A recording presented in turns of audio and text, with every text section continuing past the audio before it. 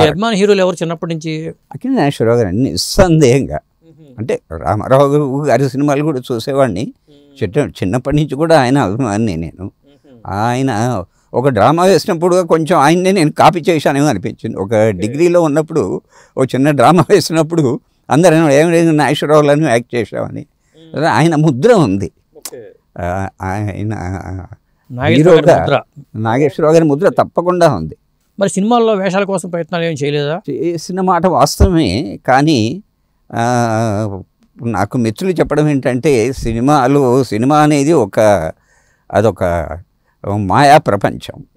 అందరూ హీరోలు అవుతారని లేదు, అందరూ క్యారెక్టర్ ఆర్టిస్టులు అవుతారని లేదు.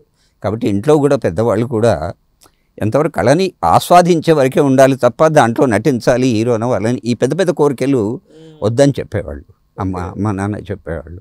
కాబట్టి మేము నలుగురం అండి, నలుగురు బ్రదర్స్.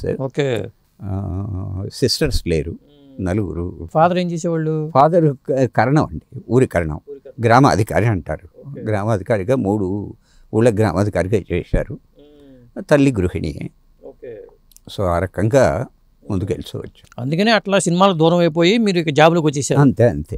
ఇంకా జాబ్ మీదే కాన్సన్ట్రేట్ చేయాల్సి వచ్చింది. జాబ్నే ముందు ఇది, ఎందుకంటే మనకు అన్నం పెట్టేది జాబే కదా.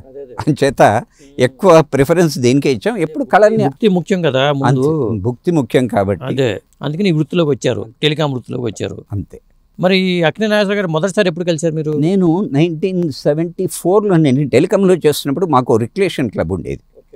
ఆ రిక్రియేషన్ క్లబ్ తరఫున ఏదైనా కార్యక్రమం చేయాలన్నప్పుడు నాకున్న ఇంట్రెస్ట్ని చూసి మా వాళ్ళందరూ నన్ను ప్రోత్సహించారు. అప్పుడు నేను ఒక మిత్రుని ద్వారా నేను నాగేశ్వరరావు గారిని కలవ. అప్పటికి ఆయన టెలికాం అన్న రైల్వేస్ ఆయన చాలా ఎంతో అభిమానించేవాళ్ళు. ఎందుకంటే మేమంతా కూడా ఆయనకు టెలిఫోన్స్ విషయంలో కూడా మేము స్టూడియో పెట్టినప్పుడు కూడా మేము కోఆర్డినేట్ చేయడం జరిగింది. సో ఆ రకంగా ఆయన ఒప్పుకొని ఆయన మా కార్యక్రమం చీఫ్ గెస్ట్గా వచ్చారు. అప్పుడు నేను కూడా నాటికేషన్ మెచ్చుకున్నారు కూడా. ఏదో మంచి కళ ఉంది అని చెప్పి ప్రోత్సహించారు కూడా. అక్కడి నుంచి నాగేశ్వరరావు గారితో పరిచయం ఏర్పడింది. 1991లో సంస్థని స్థాపించాలనుకున్నప్పుడు నాకు నాగేశ్వరరావు గారి కంటే ఇంకా అంతకుమించిన నా మ్యాట్ని ఐడల్ కాబట్టి నేను ఆయన దగ్గరికే వెళ్ళాల్సి వచ్చింది.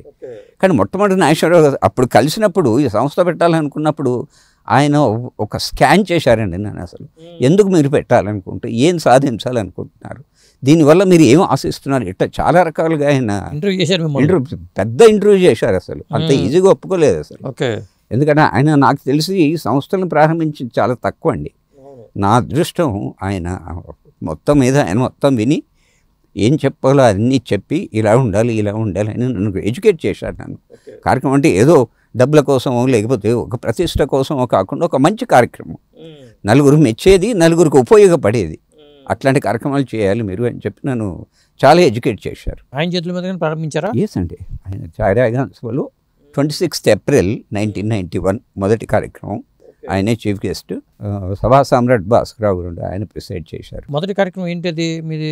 జస్ట్ కల్చరల్ ప్రోగ్రామ్ అండి, నథింగ్. ఏ సినిమాలు అట్లా ఆ టైప్లో అప్పుడు ఊహలు కూడా లేవు అసలు. ఒక కార్యక్రమం చేయాలి, నాగేశ్వరరావు గారు చీఫ్ గెస్ట్గా రావాలనేది ఒక టార్గెట్గా పెట్టుకొని చేసింది. అది ఒక కల్చరల్ ప్రోగ్రామ్గానే దాన్ని ప్రజెంట్ చేసాం. అది మంచి సక్సెస్ అయింది. అక్కడి నుంచి ఇంకా మెల్లమెల్లగా 2-3 మంత్స్కి ఒకసారి కార్యక్రమం అట్లా చేస్తూ వచ్చాను.